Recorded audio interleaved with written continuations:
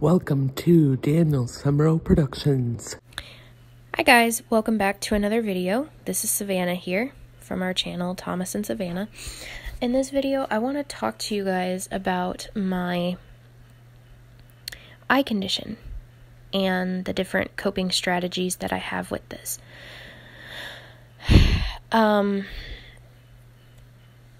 So, for new subscribers that don't know this, I have what a lot of people call ONH. For new people that are new to the blind community and are not sure what ONH stands for, it stands for optic nerve hypoplasia. The diagnosis wording of the condition has been changed a lot, and it is known as optic nerve atrophy. There are different degrees of this condition. Oh, excuse me. Sorry guys, not fully awake yet. There are different degrees of this condition. A degree that allows people to not get pressure behind the eyes, also known as migraines.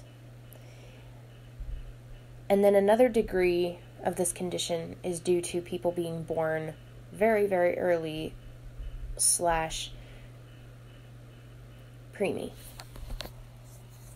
Then there's the underdeveloped condition.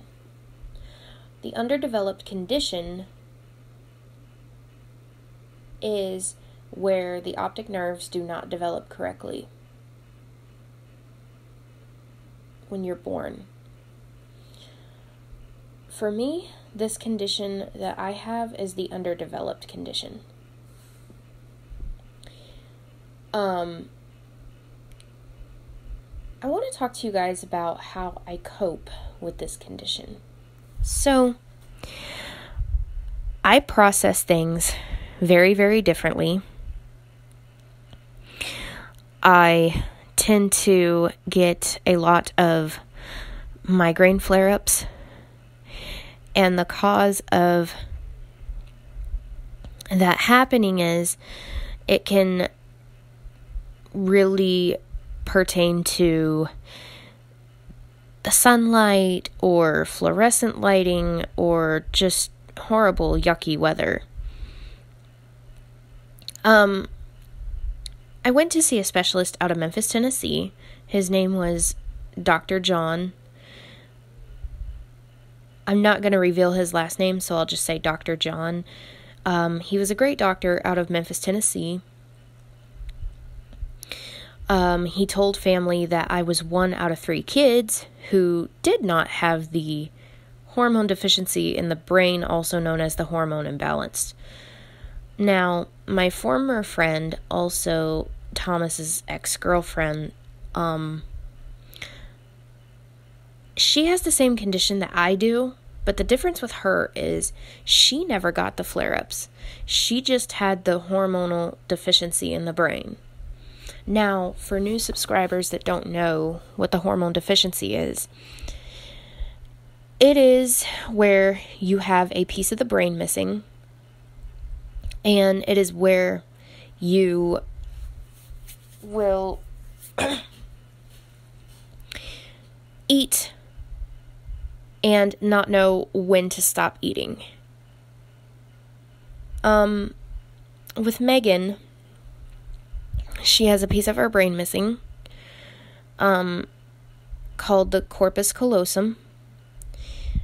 And to kind of give you a little background before I go into how I process and cope with my condition is, the definition of the corpus callosum is that it's the main hemisphere of the brain that connects to all the other parts of the brain. What the corpus callosum's duties are is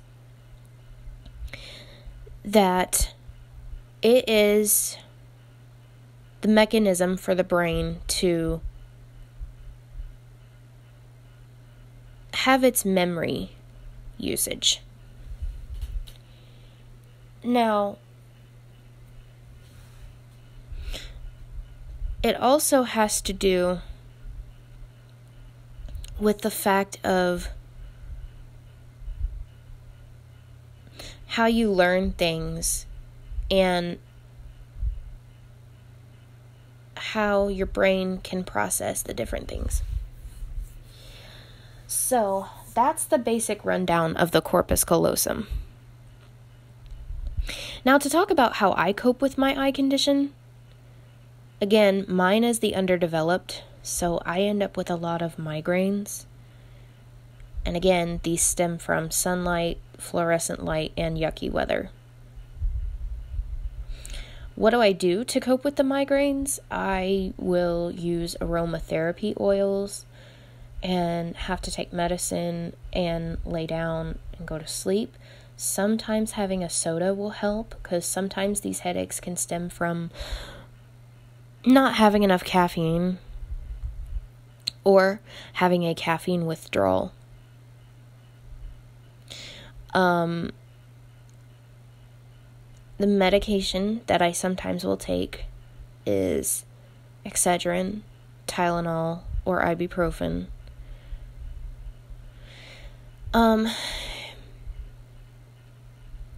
Let's talk about how things were done when it came to homework assignments and how I was able to process how to do the assignments properly. So, if you or any other person like myself was in a public school all of your life, and if you had a teacher's aide that went with you to classes to kind of sort of help you / scribe for you when it came to assignments, it was hard because some assignments I wanted to do by myself, but then when I was being pushed to do some assignments on my own, I was basically, in a roundabout way, very resistant and wanted some help to make sure that I understood it properly. The main thing was, when I was in public school, was I was pushed to be independent. And I was pushed to be independent at all times as much as possible.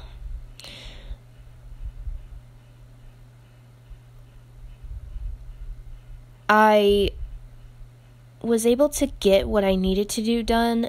Now,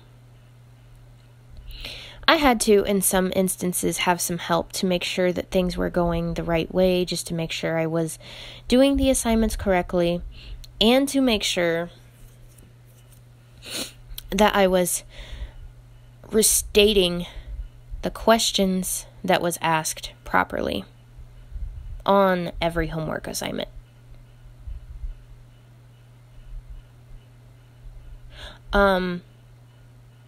What was taught to me about restating the questions was not typing out the teacher's sample questions, but more so of using her beginning statements of saying something to the effect of what happened in, let's just say if we were reading the book James and the Giant Peach.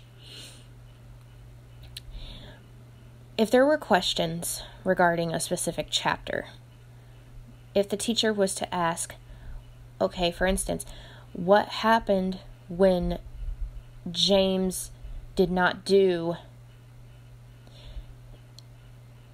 what his aunts wanted him to do?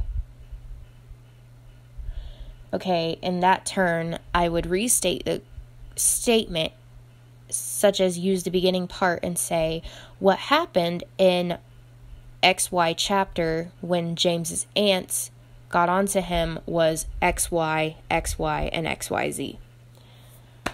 So, that's a little bit about how I was taught to do homework assignments independently.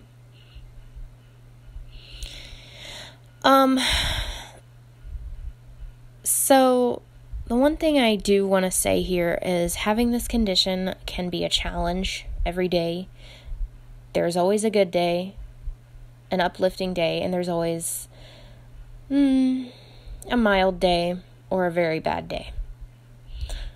Again, my words of encouragement to anybody with this condition is, you know you're not alone. You know you have people here to support you and be here for you as much as possible.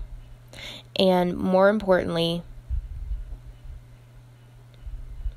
it's easy to get resources of support,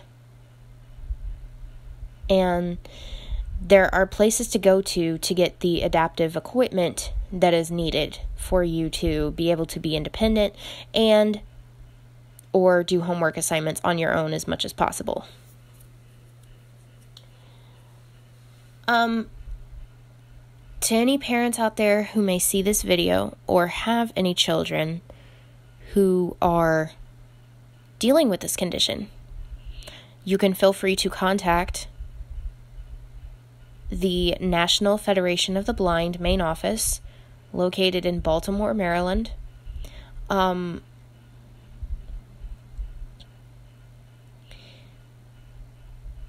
You are most welcome to use the main phone number, and I will give it here in the video. 410-695-9314.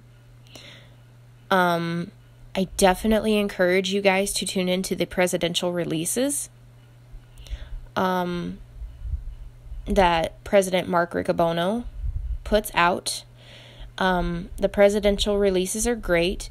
I also encourage you to check out a video on the National Federation of the Blind's YouTube channel called The Right to Raise a Family.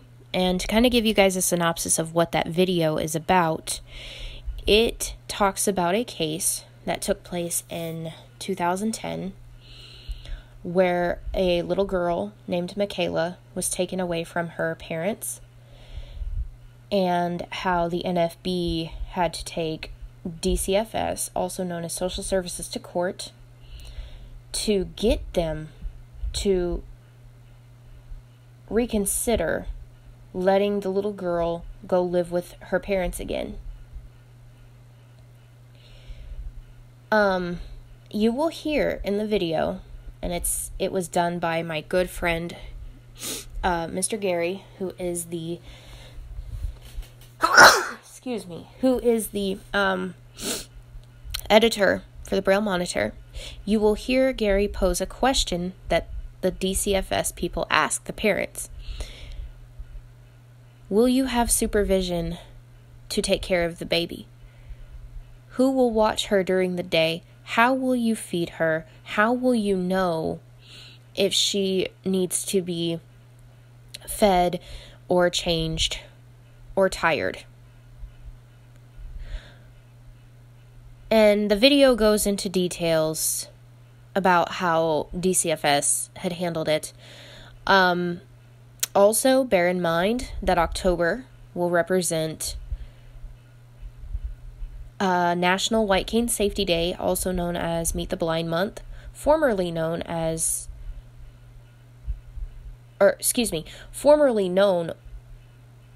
was Meet the Blind Month, now changed to Blind Equality Achievement Month. I hope this video is helpful. Again, you can feel free to contact the NFB office if you're a parent of someone with this condition. I encourage you to really tune in to the Parents of Blind Children Network Board. They talk about life after high school, and as well as how many times a child was denied services, whether these services contain Braille instruction and orientation and mobility, as well as adaptive technology. So, I hope everyone will enjoy this video, and we look forward to seeing your comments. Please feel free to give this video a like and a thumbs up and a share to your social medias, such as your Facebook, Twitter, Instagram, Twitch, Parler, whatever social media platform it is that you want to share this video to. And we look forward to seeing your comments. And please subscribe to our channel, Thomas and Savannah. Thank you, and have a great day. Bye, guys. Hi, guys. Welcome back to another video from our channel, Thomas and Savannah. In this video, I want to talk to you guys about how to get through a breakup. So, if you or somebody who is going through a breakup, such as a female or a male, please follow these tips, and please understand that there are some words of advice and some helpful components that will stand out to you. Sorry guys, my allergies are bothering me. If you like this video, please give it a like, a thumbs up, and a share, and share it to your social medias. And feel free to subscribe to our channel. So, if you're going through a situation of going through a breakup, please know that there's a light at the end of the tunnel. To go into a lyric aspect, in Blake Shelton's terms, there is a neon light at the end of the tunnel. But for those of you who can't see and who are a part of the blind community, just please know that there is a miracle light at the end of the tunnel and a friendship light at the end of the tunnel, because there are people who are going through the same things as you. So the first thing I want to talk about is,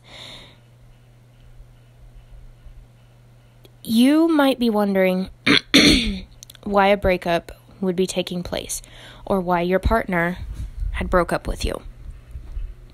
The first number one question that does pop up is, why? Why did X, Y, and Z have to happen? Why did she have to break up with me? Why did she have to leave me? Why did the relationship have to be over? You know, you might be wondering a lot of different questions. And it's normal to have questions about why a breakup had to happen, or why a female had left you. The biggest thing you want to do when getting through a breakup is you want to find positive distractions, things that are going to be positive to your beneficial wants and needs. Examples of positive distractions would be listening to an audiobook, or reading a Braille copy of a romance novel, listening to music, for instance, like George Strait music, or listening to songs from your favorite Disney movies, or just talking to friends and spending time with family.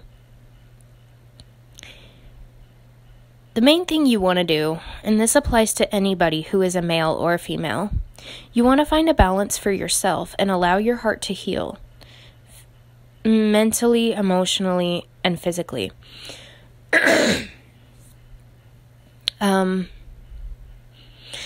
You know, the biggest thing that I know that has helped me whenever I've been through tough times is personally just leaving it in God's hands and listening to spiritual music.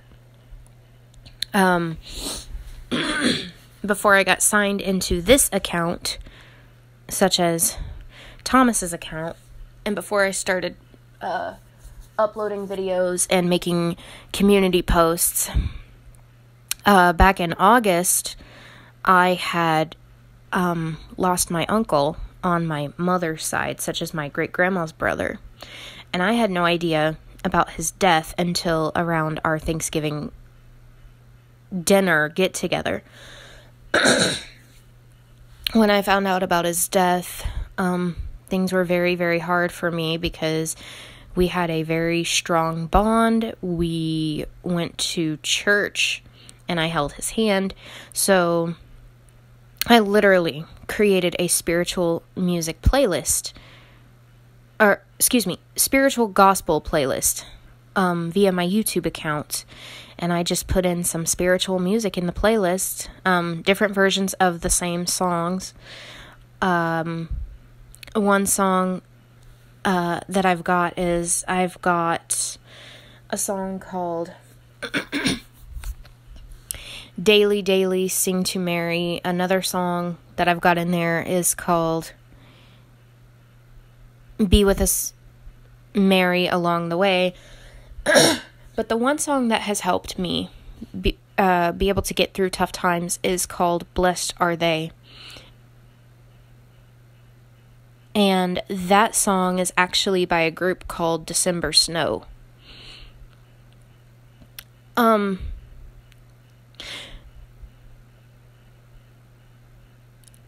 There's one thing I do want to point out about the song, and I encourage anybody to listen to this song if they're going through a breakup. There's a lyric that I really like throughout the chorus.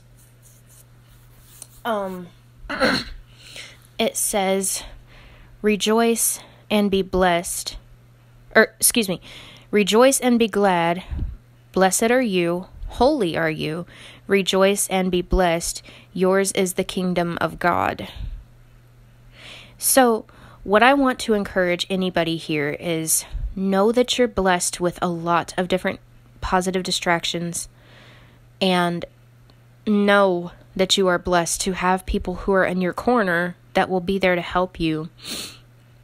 And more importantly, your situations are left in God's kingdom, also known as God's hands.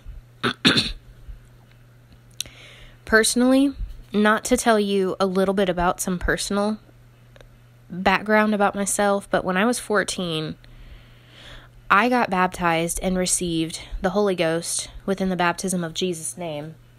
So, for those of you that are struggling, again, just lean on God, let Him know about your struggles, and He'll see to it that your heart heals. If you ask Him for your heart to heal, He will see to it that your heart heals emotionally and physically.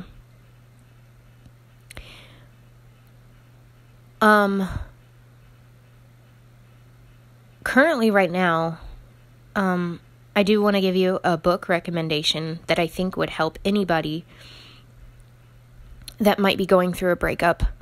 We're reading this book called Forever Black, and it's a romance novel that I think a lot of you guys would like. You can get this book via Audible if you have an Amazon Echo device. There are sequels to the book. You can get the sequels along with them. And you can also just tune into other romance novels books. Another book that I think would be good for you is, there's a book by Nora Roberts. It's called The Next Always. And then there's other books by her that I will recommend here in this video called The Perfect Hope and The Last Boyfriend. To kind of give you some history about each book. The Next Always is about 3 brothers. Their names are Beckett, Ryder, and Owen. One of the brothers, Beckett, he is friends with a single widowed mom named Claire.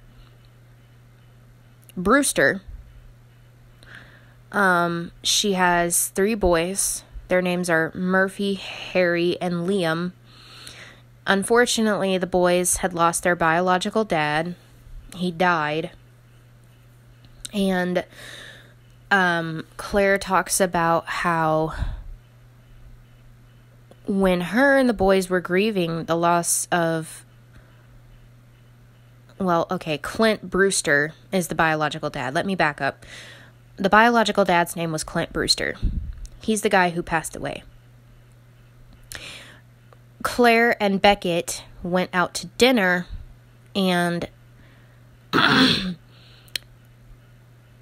one of the things that Claire asked Beckett was whether or not it bothered him if she talked about the memories that she had with Clint.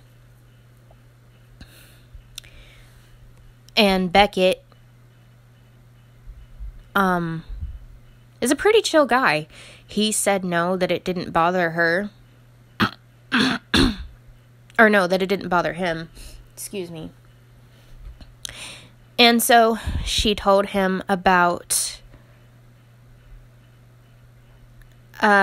what had happened when they began the grieving process. She said that one of the babies that I think she was pregnant with at the time was either Murphy or Liam. But she said the oldest son, Claire said that her older son, Harry, has very dim memories about Clint.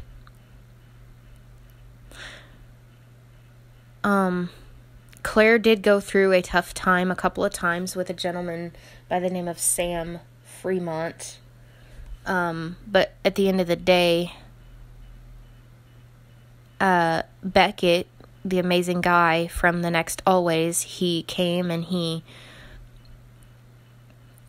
helped her heal. And they went to the beach, and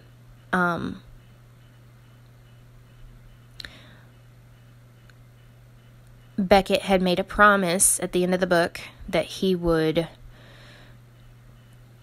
see to it that the boys had a play area to play, and that he loved their mom, and him and one of the boys, Harry, had established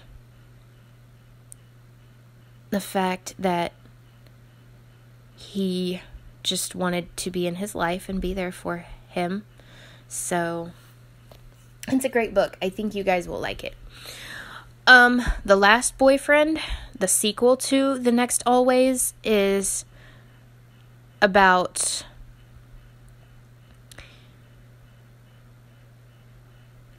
the same thing, where Claire and Beckett officially get married in that book. And it's a really great book. I love it a lot. You can find it on Bard, or you can find it in your local Barnes & Noble bookstore. It's a great book. Actually, to be truthful,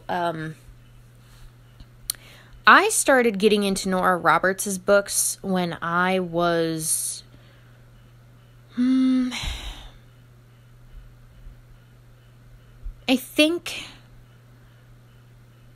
in my high school years, I started getting into her books. They were great books. I loved them. My great-grandma, she got me The Next Always on CD. And then The Perfect Hope, that is where the guy that I mentioned, Ryder and Hope, they start having feelings for each other, and they just start hanging out more and more. But these are some great books that I think you would like.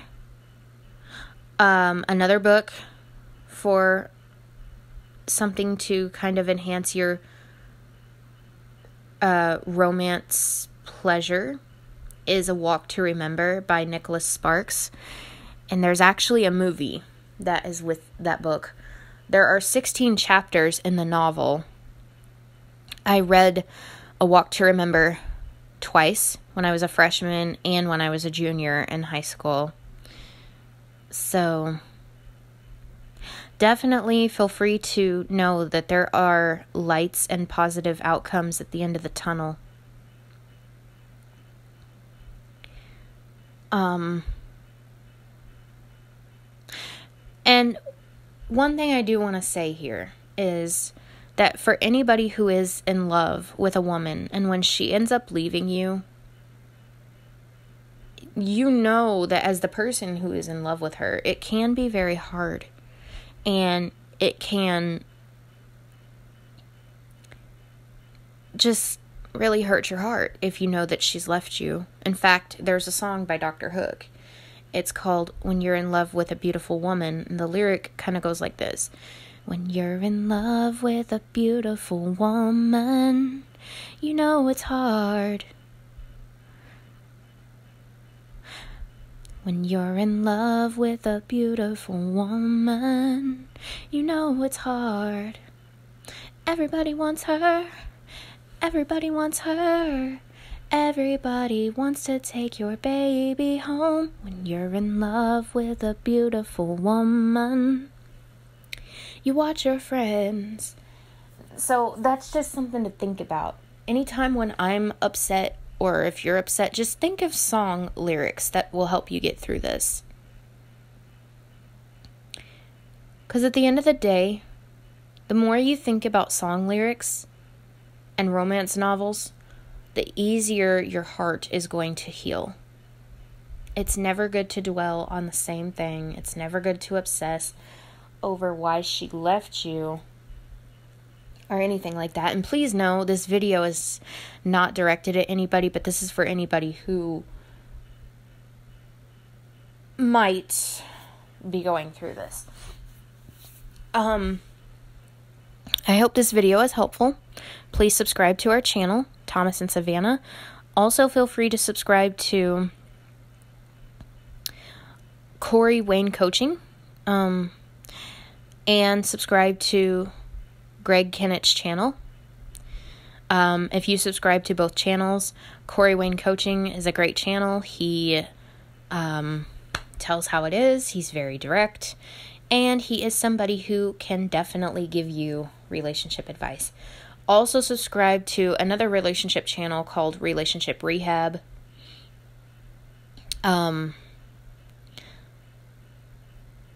And definitely stay tuned with any relationship channel that you're subscribed to. So, have a great one. Bye, guys. Well, guys, that's it for this Daniel Semro Productions video. I hope you've enjoyed it, and if you have, be sure to give a like, share, comment, and subscribe for more. Thanks for watching, everyone. See you in the next video. Bye.